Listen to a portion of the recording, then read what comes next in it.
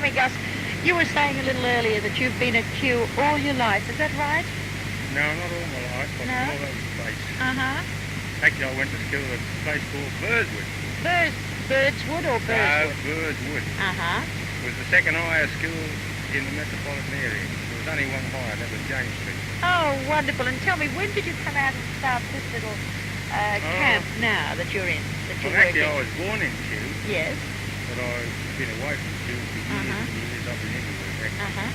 But I came back here 15 years ago, but in the early, in 1924 I came back.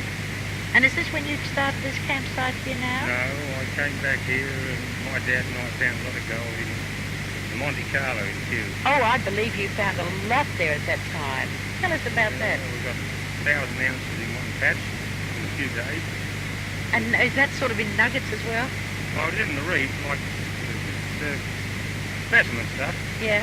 but it was very rich. I think it was been about the richest gold find that's ever in Kew, actually, for the amount of, Yeah. work we Yeah. did. And Because it's been richer, but not the Yeah. carat. And tell me, Gus, what decided you to come, like, out here where this campsite is? It seems as though we're, 25 miles from absolutely nowhere, and we're out there so flat, and there's lots of jibbers, and, there's a lot of wind, and it's very, very lonely. What made you decide to come here? Well, I study the nature of the ground. See, I came out here because it's more a contact country. Yeah. And, What does that mean, Gus? Contact country? well, I'm just a layman. Forgive me. You've got to understand how gold occurs. Yeah. And in contacts, you've got to have breaks and shears in the country. And this is the type of country that's going to occur. I mean, some places you can get a reef that will carry gold consistently, but it doesn't make a rich dam or a patch, put it that way. But it will carry gold, say, an ounce a ton, or it might be 10 ounces a ton, Yeah. but it doesn't get any better. Uh-huh. It might get worse, probably. But And you say you've been contacts here, are a gamble. yeah, and you've been here for 15 years. You sort of discovered that this was the right place to be 15 years ago. Is that right? No, I've worked other places besides this, but this is a place I just fancied and I give it a go because there's not much work being done here and it's been bypassed because in the early days, gold was easy to find and prospectors, they go for the easiest things they can. And tell me, have you found very much gold here now, Gus? I have in the early days, and I found gold at Nanine and other places too. No, I mean here. I'm just at the Oh, no, campsite. I'm getting gold, but nothing to write home about, you know what I mean? There's always that chance. It's a gamble. Yeah. It's like backing a racehorse. It might win, it might not. That's right, and I bet you wouldn't change your way of life for anything. Oh, I have a bet on a horse too sometimes. But what I mean, I've just fancied this place, and there's a reef coming across here. You mean down here from here? It's running north and south, and all the things that's making it gold, they're running east and west, and they're coming into this. So there's just a chance that they've got to contact somewhere because the thing runs the opposite direction. Well, it must run into it, mustn't it? Yeah. Right. Now, what are you doing there, Gus? Well, I'm just explaining where the reef goes. Yeah. But you're chipping away the top of the rock. Now, by doing that, well, please explain to me. As I say, I'm just a dumb bunny, and I just wanted to know why you do that. Do you have to do that very often? You have to do that very much? No, but I'm doing it to show you where the reef goes through. Oh, I see. I'm not saying there's any gold in that reef there now. No, you explained it to me before, but this is the one that's going north and south. Correct. And then it comes east and west, where you've got your diggings a little bit up there. Is that right? And the one that's going east and west has got iron. It's hematite, ironstone. Yeah. Iron and quartz mixed. And when they sort of join together, that's where you're liable to find gold. Is that right? Right. So that's what you've just got to try and find that break. That's right. Oh, Gus, I wish you so well. I really do. I hope you get it. Well, I'm only just trusting the luck. I mean, you've got to use a bit of judgment. Yeah. An ounce of luck with it, don't you? Yeah. Oh, you indeed. I only do. want an ounce of luck, that's all I want. I use the judgment. That's But wonderful. that's all in the game. Thanks very much indeed. Thank you a lot, Gus, for giving us your time.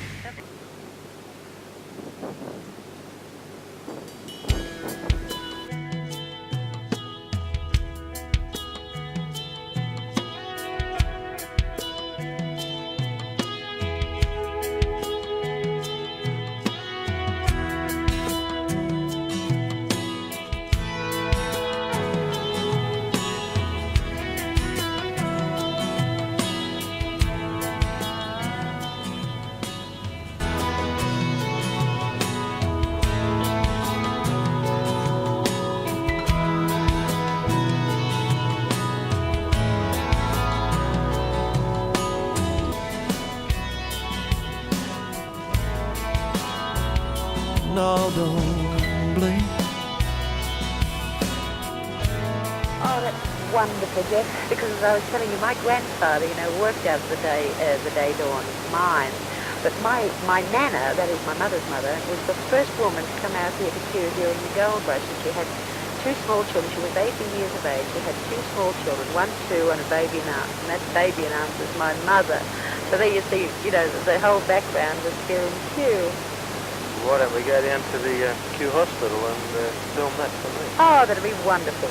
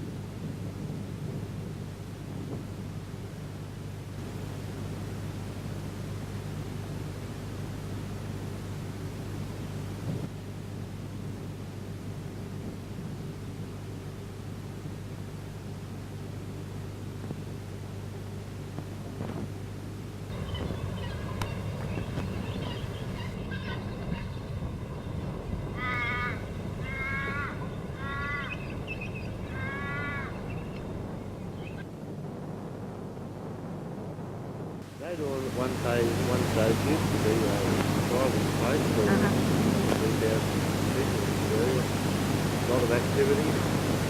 All it's been now is the old post office ruin. The town is flattened out, the buildings have been demolished. Mining office and the ruins of the old mining, the dump here. Jeff, this has really brought me around in a complete circle because my granddad, my mother's father, was here at the day dawn. He worked the day dawn mine.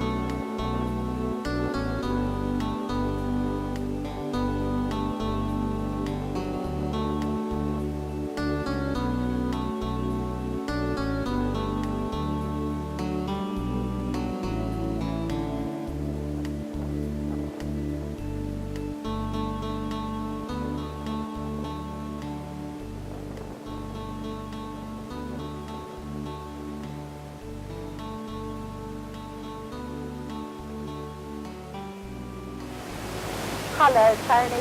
Hello, how are you? Oh, that's fine. The Shire clerk told me that I'd find you here, taking in the cool of the evening. Oh, yes. That's right. Tell me, Tony, how long have you been here? I've been here about 7 years. 7 or 8 years? Yes, when I get retired, fencing contract. Ah, you're a fencing contractor, you were. And where were you before you came to Kew? Walloona. Walloona. Is that very far away from here? Oh, 200 miles, sorry, 250 miles from, like, from the North? no, East. East. Oh, wow, that must be very hot out there, Tony, isn't it? I heard you saying just a few minutes ago that you think it's going to rain. Is that right? Oh, it might come, you know. It's pretty awful, right? You're the one who should know. Yeah. It's wonderful talking to you, Yeah. Tony, and thanks for giving up your time. Nice to meet you. Yeah. Bye-bye for now, Hans. Bye. This is the Masonic Lodge in Kew, Pat. Built in 1899, consecrated in 1900. It has been as many as 100 members.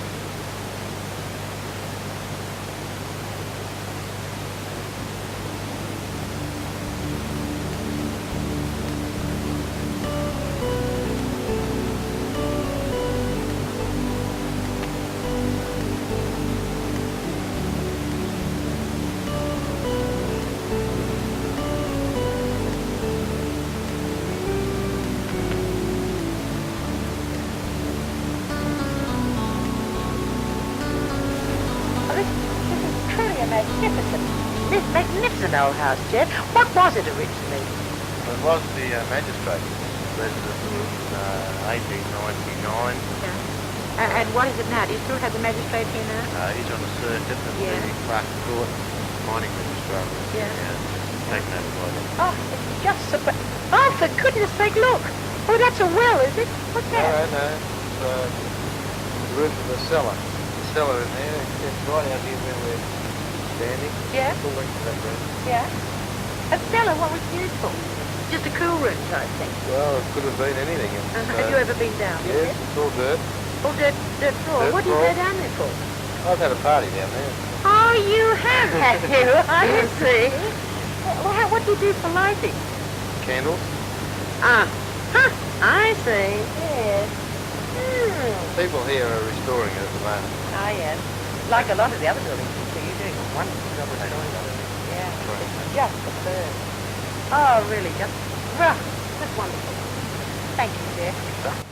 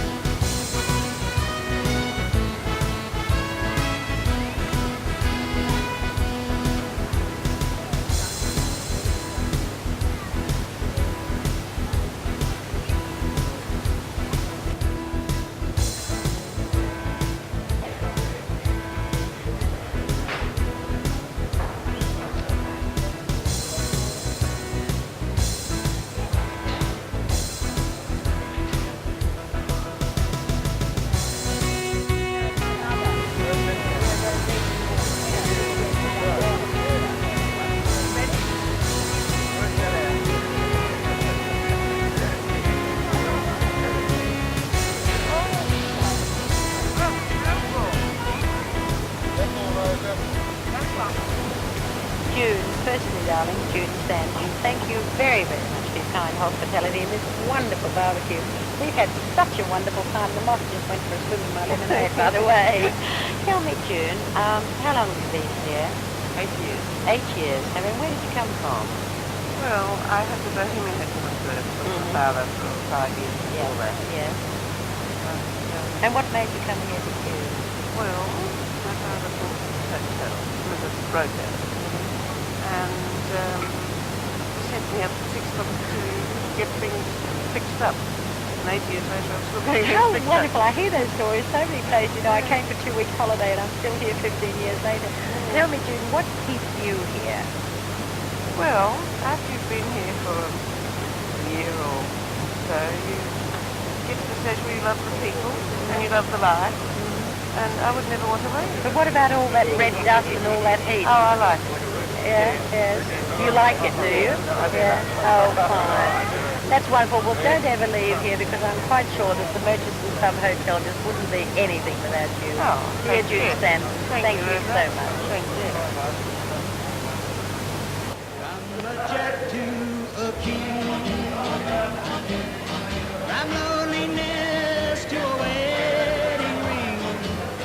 I played an ace and I won a queen, and walked away with your heart. From a jack to a king.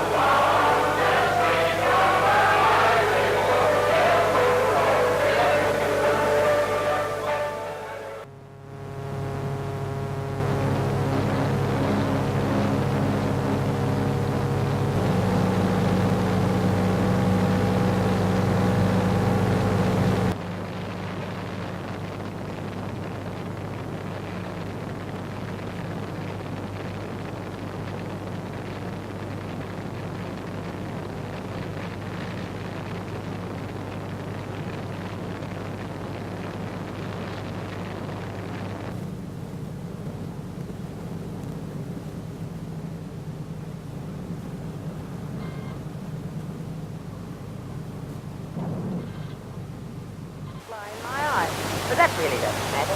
Stephanie, look, this is really isolated because as you were telling me, the nearest town is some 70-odd miles down that way. And then Mount Magnet is what, that way? About 100 miles. Well, you really are. You're sort of right in the middle of it all, aren't you? No. Look, we hear so much about, you know, the dreadful isolation and the awful hardships that, you you know, that women, that particularly women, have to go through stuff when they are isolated like this. See, this is such a happy place to be. But tell me about some of the things about living so isolated. Well, you're right, Pat. There are a lot of advantages. There are a lot of advantages. Yes. I think from time to time, mainly it's one, the fact that we're all together. Tell me, I'm sorry to interrupt, but tell me, Stephanie, were you originally from the bush? You know, No. belong to the... No, Where no, did you I'm come from originally? from Perth. You're a city girl. Very much a city girl. And But I'm not now. No, but you've adapted, you know, you've Yes. adapted to this. How long have you sort of been living in the bush, so to speak? 13 years. We started off on the side of the Yes. so Oh, we're that's a really long way up there. So we don't really feel isolated. Yes, out here. yes, yes. And we start with the school. Oh, isn't that marvellous? They all sort of work together happily. I Oh, yes. believe the schoolroom is the old original house, you know, on the station. That's right. Isn't that wonderful? Oh, that's absolutely marvellous. Well, come on. But this is so tell me more. Well, I think going back to your earlier question, I think that the advantages of living in the bush are many, and just to name a few, I think that as far as the children are concerned, they learn how to amuse themselves. And this is, Oh, it's very important. and you have plenty. Young James was telling me that you've got goannas and witchetty grubs. Yes, You yes. have witchetty grubs, and the children eat them. Yes. Oh! I love them. And I eat them too. Oh, no, you don't. Do you really? Yes. So raw? No. They've got to be cooked for me to Oh, eat. yucky too! But Oh, I eat haven't tried. garlic. Yes, I haven't tried bungary yet, but What's bangara? that's the goanna. Oh, the goanna. Yes, but, What did you call it? bungara. Bangara. That's just plain old. That's Actually- plain old goanna. Oh, no, goanna. You catch them, they don't whiz up the, I the think tree. you've got to be pretty good to catch them. Oh, yes. Listen, how do they get the witches grubs? Well, they have, they use the they dig into them. When you say they, do you mean the children? Well, the actual children don't often the Aboriginal. Oh, yes. Oh, yes. Oh, yes. And they take them out and they teach them all these things. Oh, is that... Just the same as with my husband growing up as a child on Mount Phillip. Yes. The Aboriginals taught him. And Oh. so we're very fortunate actually that our kids are learning really fortunate. They really have a wide spectrum of education all the way around. Yes, That they is do. just And marvellous. of course when they go to school and their friends show That's them all. right. That's And they right. just goggle out to city kids that come here. Well, yes, of course. And I mean, the city kids would enjoy this, and of course your kids would find that the city and the beaches and all that would be so much. Stephanie, I can't thank you enough for letting me come here and visit with you today. No, really, you're just so hospitable and marvellous. I would just like to sit here forever. Thanks so much, Stephanie. Thank you. Bye.